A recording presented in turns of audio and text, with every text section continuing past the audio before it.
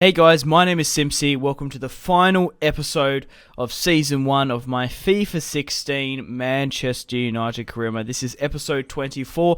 Now guys, first things first, let me know in the comment section down below. Do you want to see Season 2 of the United career mode? Now, in this episode, there is no gameplay, just as a disclaimer. Typically, and usually, the final episode of a season in my career modes, I go through the squad report. From time to time again, we have the Champions League match, but I go through the squad report. I show you how the league shaped up around the world, who won the Bundesliga, who won the Serie A, the Liga, and I give you a sneak peek of Season 2 and show you the pre-contacts. And obviously, when you end the season, sometimes, if you're lucky, over the summer, some players can go up in stats. Now, to start things off, David De Gea has asked for a wage decrease. Now, if you haven't gone and watched the episodes, or you've for some reason watched the last episode, obviously we've won the Champions League final, we have won the Capital One Cup, and the Premier League. Now, guys, I can promise you and let you know, at the start of the next season, Season 2, I will be putting the difficulty up to Legendary. I wanted to do World Class in my first season. Obviously, I just wanted to keep it going. Obviously, I started off at World Class, like every other YouTuber, to learn the game. Obviously, as I got over time and I developed a good squad, I became a lot better. But yeah, this is a cool, calm, relaxed commentary. Let me know at any point in time in the comments as well, for players you'd like me to sign. Next season, definitely going to be looking at trying to sign Ronaldo, bringing back some former players, maybe Paul Pogba as well. We will have a shit ton in transfers, but like I said, this is cool, calm, and relaxed. Unfortunately, Morgan Schneiderlin picked up an 8-week injury at the end of the career mode, so he will miss out on a couple of... Well, he definitely will miss out on the friendlies. He might even quite possibly lose a couple of Premier League matches. Wayne Rooney, 30 years of age, his stats will be going down soon. Whether or not we need to replace him, very much in the same boat as Schweinsteiger. Also, in today's episode, we'll find out who was the top goal scorer of the Premier League. Was a United player. Yuri here, gone up a +5. And guys, if you can remember, we signed him in January. We didn't even sign him at the start of the career mode. Maybe if we signed him at the start, he might have scored, I don't know, got up a +10 or something. He is rocketing up in stats, worth 24 million. We picked him up for roughly 20. Anthony Martial as well, did pretty well in his first season, scored 12 goals. Yannick Bolasie scored 11. But James Wilson didn't really play him overly that much, even with, well, when signing Yannick Bolasie and whatnot. Adnan, I kind of felt like I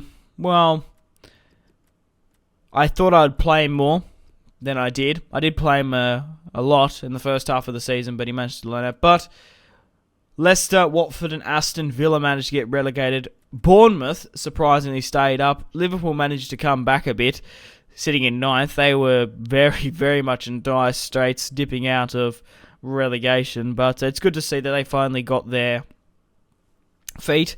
Chelsea managed to win 2-0 over Manchester City in the FA Cup. I managed to scrape a 1-0 victory in the Capital One. Managed to win over Barcelona 4-1. You might be thinking, oh, that's a fucking rout. That is, well, 1 was a penalty, 2 were counter-attacks, or 3 were counter-attacks, I think. Very, very lucky. Bayern Munich won the EuroLeague over Saint Etienne, and Diouf was crowned the top goal scorer of the Premier League, followed by Sanchez and Fabregas. It's good to see Schweinsteiger, Rooney up there as well with the assists. David De Gea picked up the most clean sheets, and I'm going to be going through Manchester United here to see who picked up the most goals. But yeah, we'll find out who picks up player of the season as well. Obviously, unfortunately, it wasn't a United player picking up the Golden Boot. I'm quite surprised. So if you predicted at the start of the season that Diouf would be the top goal scorer, pat yourself on the back. I don't think anyone bloody did. If you go back now and comment on it when this video is released, you're a bastard. But yeah, I'm always welcome to pause as well and have a look at that. Well-rounded performance. I would much rather have Lacazette score 15 and not a lot of other players score like Royce than just have Diouf. Well, Aston Villa had an alright season, but not the best, obviously. But Saint Etienne, wow, won by 1 point in the League One over PSG.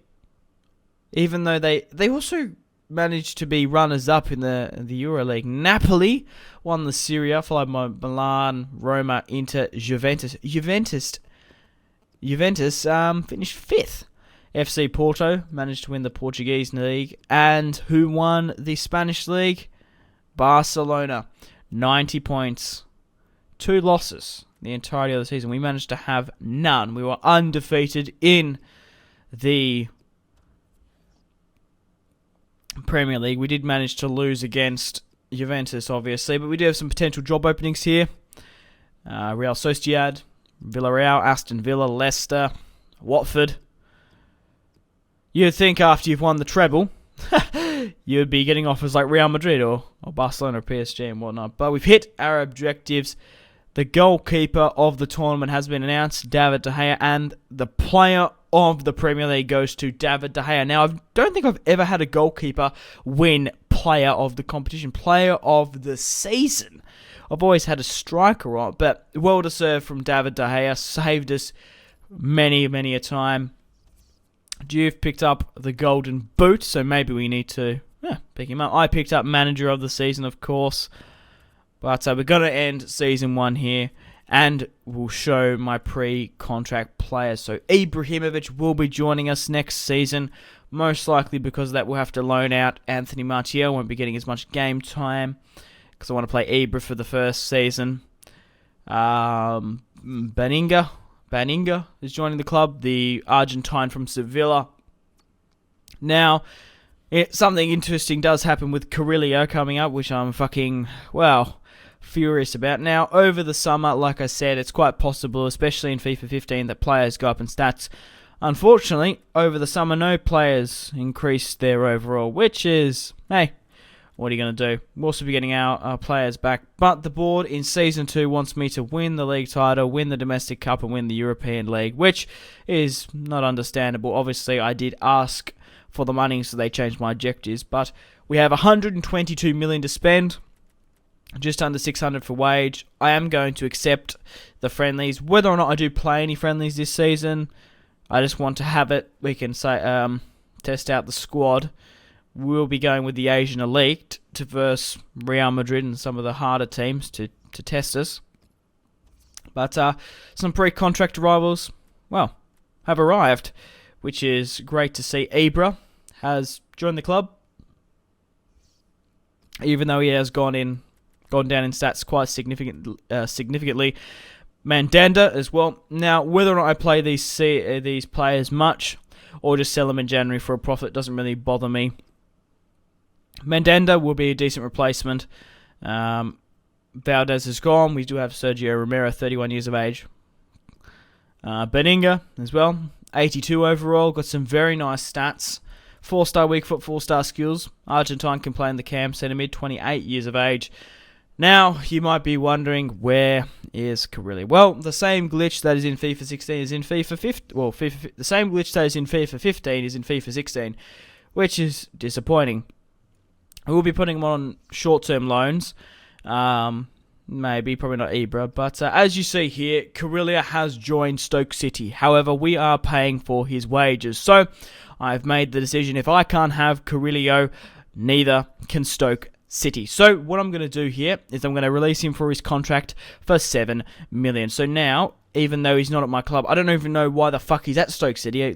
We both signed him as a pre-contract at the same time. So now he is a free agent with blocked communications. I could have let him play for Stoke City and then signed him on, but I thought, fuck him.